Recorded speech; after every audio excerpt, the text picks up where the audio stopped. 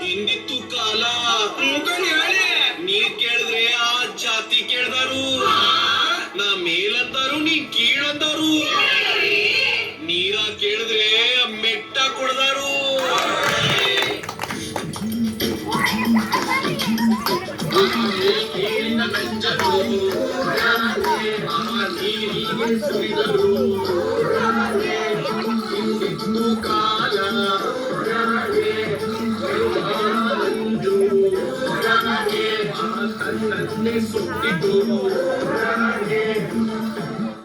ಆಮೇಲೆ ಕಾಲಕ್ರಮೇಣ ಒಂದೊಂದಾಗಿ ಒಬ್ಬೊಬ್ಬರಾಗಿ ಸಮಾನತೆ ಹರಿಕಾರರು ಬಂದು ಈ ಪಾಪ ತೊಳೆದರು.